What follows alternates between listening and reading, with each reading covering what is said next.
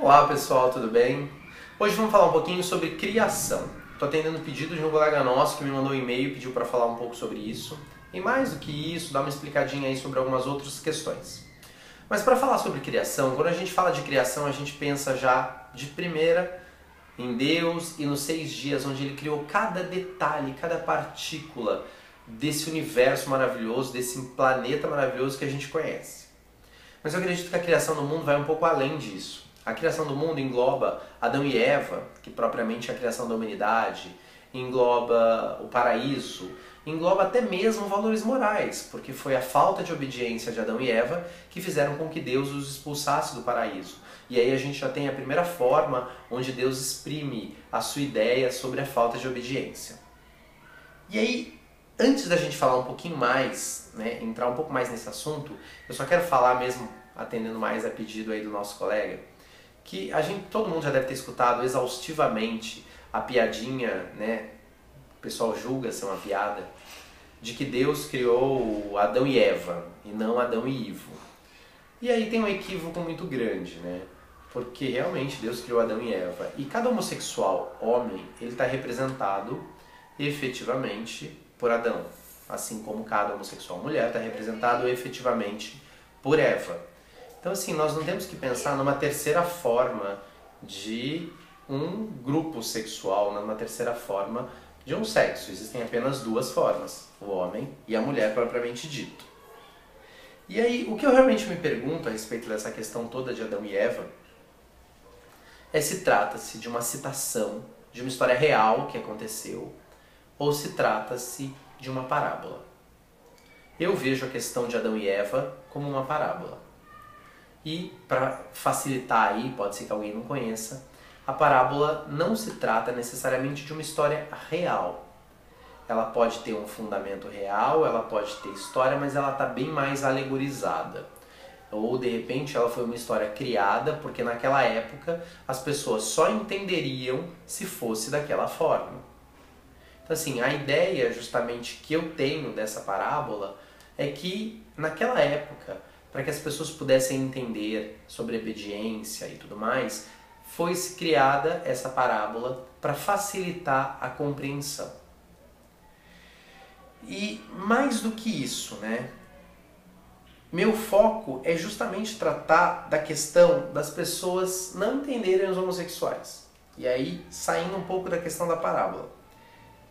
E que não é uma terceira forma. Então, assim, toda essa história de Adão e Eva, Adão e Ivo, gente, não existe uma terceira forma humana para determinar o homossexual.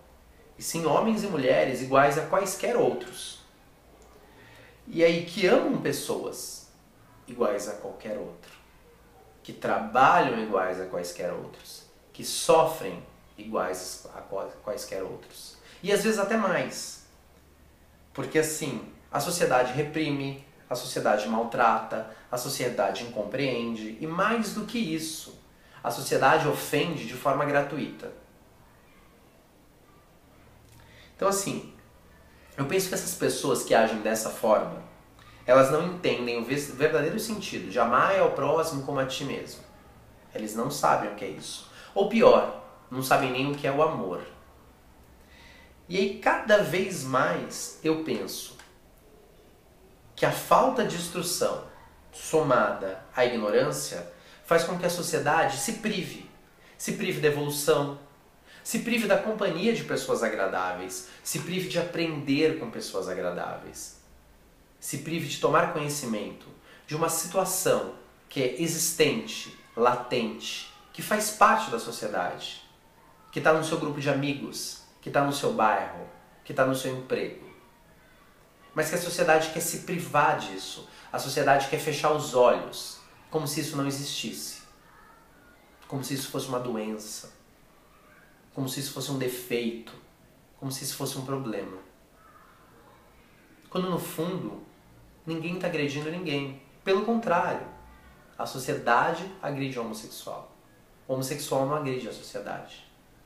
Cada vez mais temos aí homossexuais bem-sucedidos, em cargos de sucesso, em funções de sucesso, na televisão, em novelas, em jornais, cada vez mais.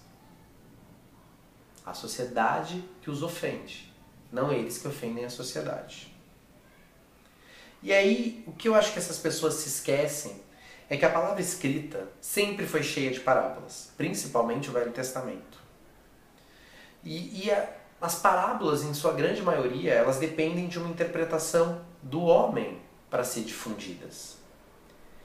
E aí, essa interpretação, ela pode ocorrer, de algum momento, uma falha. Porque o homem é falho. O que nos leva a pensar que se tudo que a gente ouve naquele show dominical que a gente frequenta, dito por aquele preletor que recebe, porque ele é assalariado, recebe para realizar aquele show, se aquilo é a interpretação dele do texto, ou mais que isso, se ele não recebeu aquele texto e leu, porque ele trabalha para uma empresa e de repente o presidente da empresa deu aquele texto para ele e falou: vai lá e diz isso. Então aí resta saber se a interpretação que a gente está ouvindo da Bíblia, ela é de coração. Ela é imbuída pelo Espírito Santo, por Deus. Ou se ela está fazendo porque eu ganho para aquilo, porque é minha profissão. Porque a gente sabe que muitas das coisas que a gente faz obrigado, porque é a nossa profissão, acabam às vezes não saindo do jeito que a gente queria. Saem meio forçada. Então resta a gente saber isso.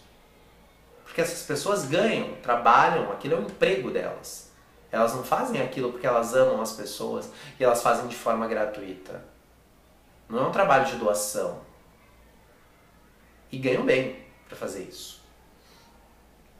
E aí fica a dúvida, né? O que falta na sociedade de hoje? Eu penso que falta que a própria sociedade estude mais a Bíblia. Que a própria sociedade entenda a mensagem principal que foi transmitida por Jesus. E mais que isso, que elas treinem o amor, que é o maior de todos os mandamentos.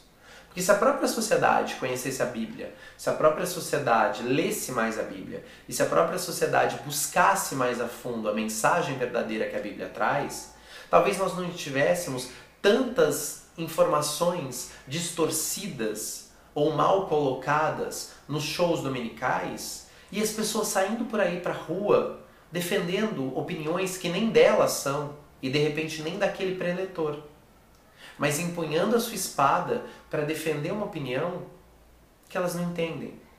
Que se elas forem questionadas, elas vão dizer porque sim, porque elas não sabem argumentar sobre aquele assunto. Então a sociedade precisa estudar mais a Bíblia, a sociedade precisa estudar mais a fundo o que ela quer defender. E a partir do momento que ela estudar mais a Bíblia, ela vai ver que a Bíblia fala muito em amor, em amar o próximo, em perdoar, em auxiliar, e pouco em recriminar, em atirar pedra, em ofender. E lembre-se sempre que interpretação de texto é algo pessoal. Eu faço a minha, você faz a sua, cada um faz a sua. Então cada um interpreta conforme seus valores morais, conforme seus valores étnicos, conforme seu conhecimento, conforme a educação que recebeu na sua casa. E também conforme o seu estado de evolução espiritual. Então, dessa forma, antes de comprar um texto e sair por aí brigando, busca você, lê aquele texto em casa depois e vê se você interpreta da mesma forma. Busca 1, 2, 3 Bíblias, nós temos N variações de Bíblia. Bíblia de pregador, Bíblia de estudo, Bíblia com palavreado moderno, Bíblia mais antiga. Busca o conhecimento. Porque melhor do que sair por aí defendendo um texto que você comprou no domingo, é você sair por aí defendendo um texto que você conhece da Bíblia. De uma Bíblia que você lê. De uma Bíblia que está no seu coração. De uma Bíblia que você pode dizer, eu conheço a palavra de Deus. Mas leia a Bíblia. Ela pode ser um pouco complicada no começo para você entender, mas temos vários tipos de Bíblia, como eu disse, tem Bíblias de estudo que facilitam a vida. Leia a Bíblia. E mais do que isso, não posso perder, não posso deixar de falar que o desafio continua. 7 dias com Deus e sua vida muda completamente. Então aproveitem, gente. Um ano novo já começou. Nós já passamos aí praticamente 2 meses desse ano novo. Avaliem o que você já mudou na sua vida, o que você já fez de melhor na sua vida. Quantas pessoas você já ajudou esse ano, para quantas pessoas você já fez bem este ano. Se o seu número estiver pequeno, está na hora de mudar. Você pode ajudar muito mais pessoas. Você pode se doar. E aí eu não estou falando nem em doar dinheiro, você pode se doar. Você pode ouvir uma pessoa, você pode dar um abraço numa pessoa, você pode estar do lado de uma pessoa num momento difícil. Às vezes isso vale mais do que qualquer doação de dinheiro. No mais, estamos sempre aqui no site com uma única ideia: semear. Levar Jesus, levar Deus, levar a mensagem para o coração de quem quer recebê-la. Sem ofender ninguém, sem brigar com ninguém, sem distinguir nenhuma classe social, nenhuma religião. A nossa ideia é só plantar a semente de Deus no coração de quem ainda não a tem. E dessa forma, deixar que um jardim lindo floresça. E a partir daí, é você com Deus. Eu planto a semente. Quem rega e quem cuida do jardim é você mesmo. Tenha uma ótima semana, tenha um ótimo final de fevereiro. Que Deus abençoe a todos vocês, assim como Ele me abençoa. E nunca se esqueçam, Deus ama cada um exatamente como Ele é. Então Deus não quer que você mude. Deus quer que você se torne uma pessoa melhor. Mas Ele sabe como você é, Ele conhece seu coração, Ele conhece seu pensamento. Você não precisa deixar de ser isso, de ser aquilo, de agir dessa forma ou de agir daquela. Deus te ama. Deixe Ele fazer parte da sua vida. E se Ele quiser mudar alguma coisa, Ele vai mudar. Não dê ouvidos para as pessoas que querem te mudar. Deixe Deus entrar no seu coração. E a partir daí, Ele muda você. Uma ótima semana a todos. Fiquem com Deus.